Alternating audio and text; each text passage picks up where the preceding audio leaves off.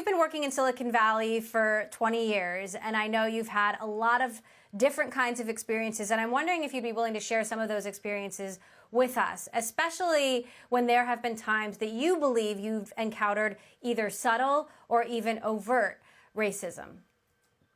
Yeah, I mean, I think first off, just biased and sort of just racial experiences are just part of the experience and the culture that we live in. Silicon Valley is with its own particular set of challenges.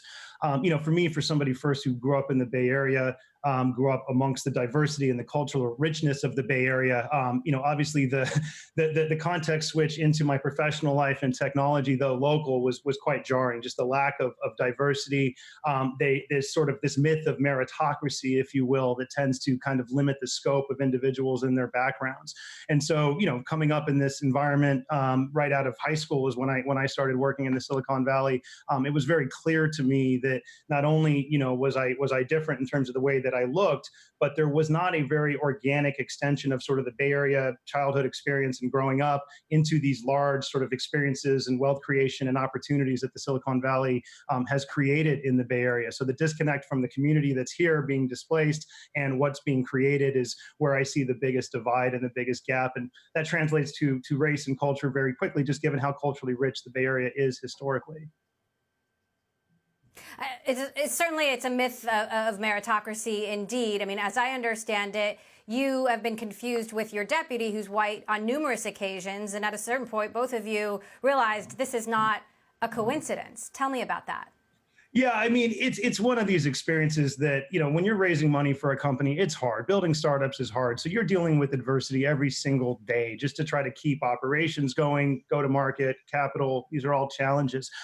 The added challenge of that I faced, and I think a lot of minorities and especially Black founders and CEOs in this valley, is just sort of the way that we've built up sort of venture capital around what's called pattern matching. There's a certain expectation of background, of network, and it's often jarring when those things don't fit. And so typically what would happen, and not just myself, but a number of Black leaders have experienced this, you walk into a room, the immediate reaction would be to go to my white colleague and say, "Hey, Will, nice to meet you, very excited to meet." It's not just that mistake. Look, I can forgive a mistake. And in fact, when you get into the mode of entrepreneurism, you're just so tunnel visioned in your success that you tend to ignore these things. But it was the disadvantage that then that would create, the uncomfortableness in the room.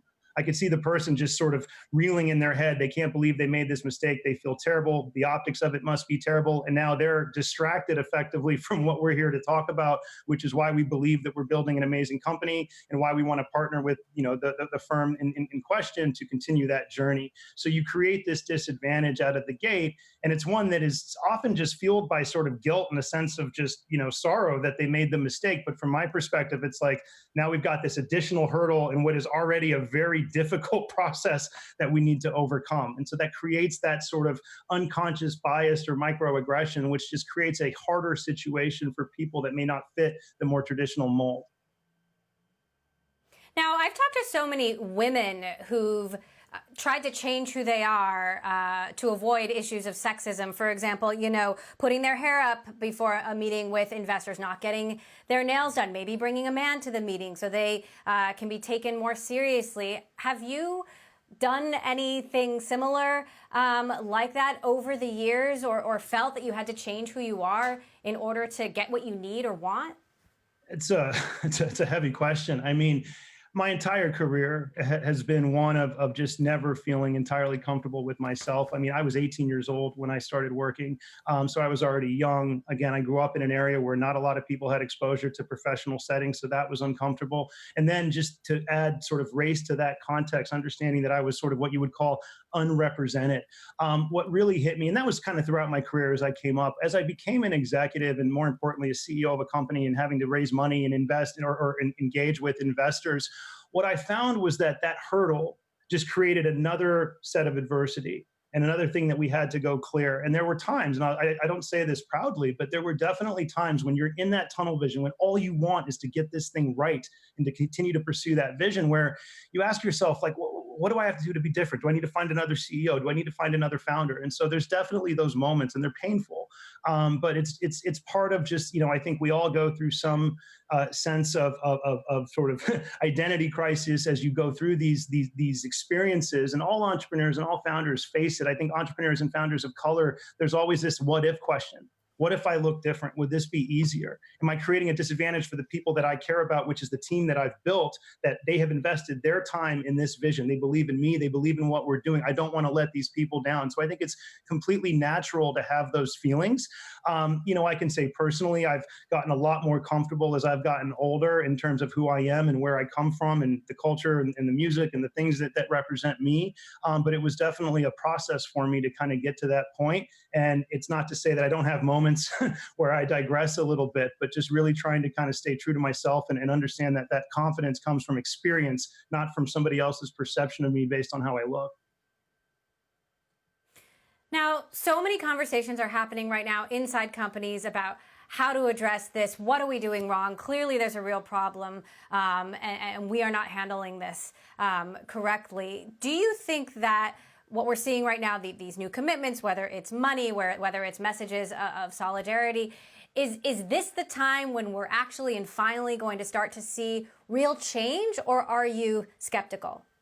A lot of people are asking me that right now. I will say that I'm cautiously optimistic. The situations that we're discussing, and not just in tech, but just in the world in general, these aren't new. I was very disturbed after the Floyd incident, and people were coming to me saying, we need a statement.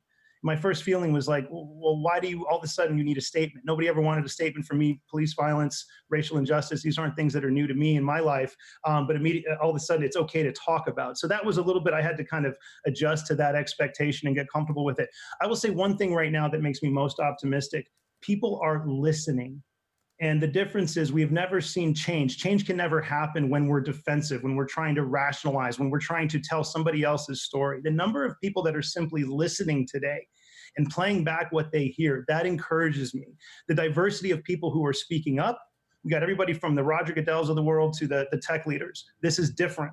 So because of that energy, I feel way more optimistic about what's possible. But I recognize that this is not a new topic and it's not something that can be fixed overnight. But when we're listening, when we're curious, when we're listening to the shared experiences of others, rather than trying to go write their story for them, that's when we make progress. I see this in my company every day. Less charged topics when we're talking about go-to-market and product roadmaps.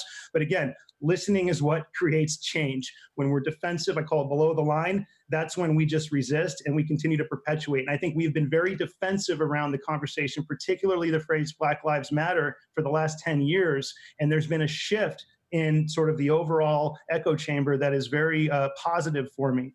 But again, for a lot of us, especially those of us who have kind of been on the forefront of this for a long time, we've sort of heard these conversations before. We have not necessarily seen the level of change that one would expect. And so that's where the skepticism comes from. But again, the listening has me optimistic. Now, I want to talk about how important these conversations are from a product perspective. Lucidworks makes AI-powered search solutions. The people who are making the products that we all use on a daily basis, it's important that people of all backgrounds are making those products because it impacts the results. Talk to us about how, what you're doing inside the company and how important you believe it is to make sure the people who are developing, artificial intelligence, the artificial intelligence that powers search, come from a variety of backgrounds to make sure that you get the product right. You absolutely got it. I mean, I think AI, there is such an opportunity to do this well, and there is a ton of opportunities to make mistakes. And the first thing is going to be, are we representative in the way we're thinking about the experiences? We provide what's called AI-powered search. That means that we help drive search results that are personal to you. We provide recommendations. We let brands and companies like REI to Morgan Stanley determine how they want to craft that journey for you. One thing that we're fortunate of is the scope of what we impact is typically very specific to the brand that you're experiencing. So this is different than companies that are trying to build things like Siri or Facebook or broad-reaching AI that's supposed to adapt to language and ignore things like cultural biases. And so ensuring that you have representation in the way that you train these models is key. From a Lucidworks standpoint, we look at our customers first and we try to understand their objectives. There's always an objective. I want my employees to be more productive. I want my customers to spend more money with me. And we try to optimize for those objectives. Very little cultural dimensions come into the work that we do, except for now we're going into voice. And voice is a really fascinating topic when it comes to how we identify ourselves, the way that we communicate. And you run the risk as a technology company of not having representation of the broader cultural elements that are going to be inputting into those experiences. And so we need to ensure that we are staffing appropriately, that we are testing appropriately, and we're getting a very broad range of backgrounds and cultures and folks to input into these efforts that we're doing to ensure that we do not create that unintentional bias, which is, it bites companies all the time. We saw this with Microsoft with their chatbot. We see this on Twitter all the time. We cannot simply just rely on the internet to provide the input to put together a productive experience. It has to be intentional from the organization to ensure biases doesn't show up inside of their AI models in particular.